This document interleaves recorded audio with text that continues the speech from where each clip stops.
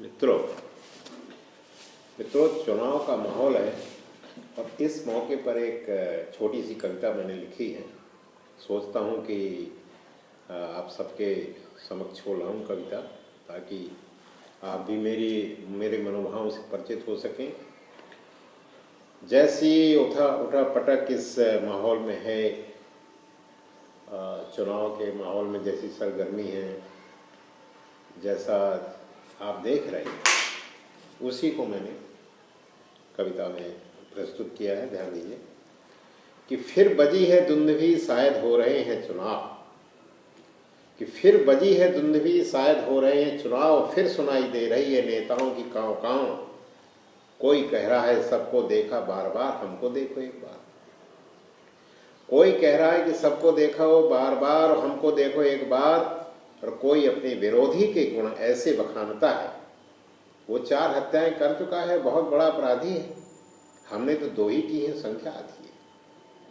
हम सुयोग्य प्रत्याशी हैं, हमें वोट दीजिए। कोई कहता है सामने वाला सरकारी नौकरी में था, लाखों का गबन किया, नौकरी से निकाला गया, नेता बन गया। और हमें देखिए, हम 8वीं में 8 बार फेल हुए, स्कूल से निकाले गए, न नौकरी किया, न नौकरी की, न गबन किया, हमें वोट दीजिए। जनता का माथा चकराया हुआ था, मतदाता घबराया हुआ था, हे राम किसको वोट दें और किसको ना दें। नेताओं ने अपनी अपनी दुकानें सजा रखी हैं, कोई लाल है, कोई पीली, कोई हरी है, कोई नीली। जिन्होंने पूरे 5 साल लूटा वो भी कर रहे हैं जेब ढीली। खुल रहे हैं बड़े बड़े गत्ते, बट रहे हैं कंबल, साड़ियाँ और तमाम कपड़े लत्ते। होरी के तन पर, होरी जो प्रेमचंद का एक पात्र है, कि होरी के तन पर आज नया कुर्ता और नई धोती लटक रही है, और धनिया जो सदा फटी धोती में रहती थी आज रेशमी साड़ी पहनकर मटक रही है। नेताओं की टोली एक एक मतदाता की खोज में सुबह से परेशान है, काम बड़ा है लेकिन पूरा करके रहेंगे, 5 साल बाद मौका आया, फर्ज से पीछे ना हटेंगे। जिन्हें कभी महुआ की नसीब नहीं थी, जिन्हें कभी महुआ की नसीब नहीं थी, आज अंग्रेजी पीकर झूम रहे हैं। और बच्चे नए नए वस्त्र व खिलौने पाकर झंडा उठाए गलियों में घूम रहे हैं। कैसा नजारा है उल्लास और मस्ती का, कैसा नजारा है उल्लास और मस्ती का। काया पलट हो गया है इस गरीब बस्ती का। अगले दिन सुबह दरवाजे पर हुई खटखट। चुनाव का माहौल है भाई, और नेता लोग दरवाजे दरवाजे पहुंच रहे हैं। तो अगले दिन सुबह दरवाजे पर हुई खटखट। श्रीमती जी दौड़ी और दरवाजा खोल दिया झटपट। एक कद्दावर नेता उनके पैरों पर गिरा धड़ाम, बोला भाभी जी प्रणाम, बोला भाभी जी प्रणाम। भाई साहब कहाँ हैं? वो कुछ बोलती है, उसके पहले अंदर लपका और मेरे पैर पकड़ने को दौड़ा। हमने तत्काल अखबार छोड़ा और उसे सोफे पर बिठा के पूछा, हे सज्जन आप कौन हैं? हे सज्जन आप कौन हैं? वह मिस्री से सनी अत्यंत मीठी वाणी से बोला, भाई साहब आप मुझे नहीं पहचाने? अरे मैं 5 साल पहले भी तो आया था, आपने मुझे ही तो बहुमत से जिताया था। बड़े अदब से मेज पर रख दिए कुछ कपड़े और मिठाई। हम सक पकाए और पत्नी की ओर नजर उठाई। उन्होंने संकेत दिया कि रख लो और मुंह बंद कर लो। हमसे रहा न गया, पूछ ही बैठे नेताजी से, नेताजी आप महान हैं, कितना पैसा खर्च हो रहा है इसका कुछ भान है? नेताजी मुस्कुराए बोले भाईजान, नेताजी मुस्कुराए बोले भाई साहब इसमें मेरा क्या है, यह तो 10 मांस है। 5 साल जो कमाया उसी का एक अंश है। 10 करोड़ कमाए थे, 1 करोड़ दे दिया, और जिनसे कमाया था उन्हीं पे खर्च कर दिया। सब कुछ तो है आपका, इसमें क्या है मेरा, तेरा तुझको अर्पण क्या लागे। हमने पूछा भैया ये 10 मांस क्या है?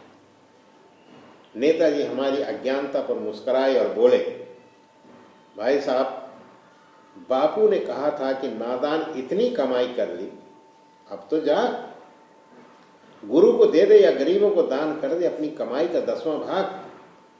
हमने पूछा बापू मतलब गांधी जी? वे बोले अरे नहीं रे बाबा, बापू बोले तो आसाराम बापू। नेताजी बड़े ज्ञानी लग रहे थे, हम तो जैसे सोए हुए थे अब जग रहे थे। वे बोले बस चाहिए आपका आशीर्वाद, मन लगाकर सेवा करूंगा, सदा रखूंगा याद। नेताजी बाहर निकले और पत्नी ने हम पर आंखें तरेरी। अरे उनसे इतनी पूछताछ क्यों कर रहे थे? जान सूख रही थी मेरी, 3 हत्याएं कर चुका है, गोली मार देता है खेल खेल में, कुछ दिन बाहर रहता है, कुछ दिन जेल में। मत पहनो उसके कपड़े, मत खाओ मिठाई, और मतदान के समय अपनी ताकत दिखा दो, इसी में भलाई। पत्नी की बात सुनकर हम सन्न रह गए, खुद को कोसा कितनी बात क्यों कह गए। बहरहाल मतदान का दिन आया, अपने अधिकार की ताकत दिखाने का दिन आया। पूरे क्षेत्र में उत्सव का माहौल था, पूरे क्षेत्र में उत्सव का माहौल था। चारों तरफ सेवा, मनुहार और शांति थी, न कोई दंगा फसाद, न कोई बवाल था। जगह जगह बूटों की आवाज़, पुलिस का कमाल था। वोट भी पड़ गए और ईवीएम मशीनें भी चली गईं, तंबू उखड़ गए, जनता फिर चली गई। परिणाम का दिन आया, सबको था इंतजार। नेताजी फिर जीत गए, चारों तरफ जय जयकार, भारी विजय जुलूस, ढोल और नगाड़े। अब नेताजी जीत गए हैं भाई, नेताजी जीत गए, जुलूस निकलना है कि भारी विजय जुलूस, ढोल और नगाड़े, रंग बिरंगी पिचकारियां, खूबसूरत नज़ारे। उच्चासन पर बैठकर घूमे नेताजी हमारे। रात भर आतिशबाजी, बम और पटाखे, मुर्गा और दारू, कर्ण भेदी ठहाके, थक थक कर सब चूर हुए, देर रात तक चला तमाशा। अब देखिए आगे क्या हो रहा है कि थक करके सब चूर हुए, देर रात तक चला तमाशा। भोली जनता भी सो गई, मन में नवजीवन की आशा। बड़े भोर दूर से सुनाई दिया करुण क्रंदन। और सुबह क्या होता है कि बड़े भोर दूर से सुनाई दिया करुण क्रंदन, लोगों का कोलाहल और स्त्रियों का रुदन। दौड़कर हम भी पहुंचे घटना स्थल की ओर। प्रश्न चिन्ह आंखों में, भी क्या हो गया इतनी भोर? एक पड़ोसी ने धीरे से हमें बताया कि नाबालिग बेटी घर से गायब, पता नहीं किसने जुल्म ढाया। पूरी बिरादरी में क्रोध है, मरने मारने की ठानी है। जिसने भी ये काम किया उसकी खत्म कहानी है। दूर से आती दिखाई दी 14-15 साल की लड़की। माँ बोली, अरे यही तो है अपनी बड़की। वस्त्र सभी अस्त व्यस्त, आंखों में अश्रुधार। वस्त्र सभी अस्त व्यस्त, आंखों में अश्रुधार। माँ से लिपट बिलख पड़ी मार कर धार।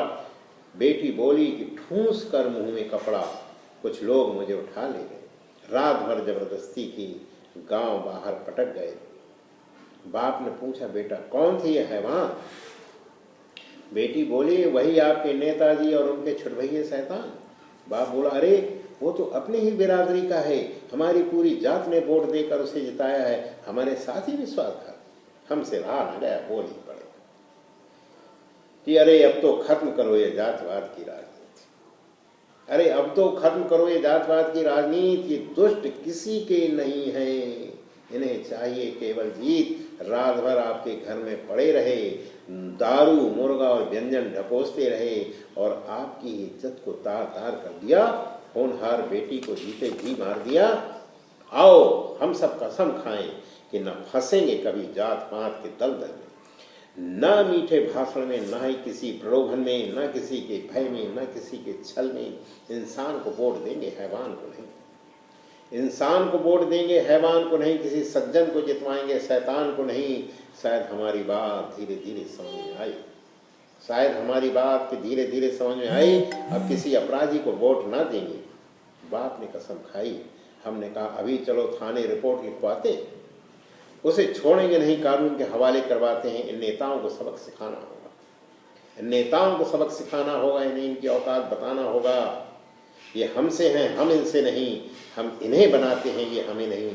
जीवन में सुखी रहना है तो इतनी सी बात मान लेना, जाति देखकर वोट ना देना, जाति देखकर वोट न देना, जात पात से दूर रहना। जाति देखकर वोट न देना, जात पात से दूर रहना, जात पात से। जय हिंद। मित्रों, अगर समाज में, राजनीति में कुछ पवित्रता लानी है तो ये जिम्मेदारी हमारी बनती है। हम सही व्यक्ति को वोट दें ताकि बाद में हमें न रोना पड़े, फिर हम उनको कोसें, फिर हमारी गलती।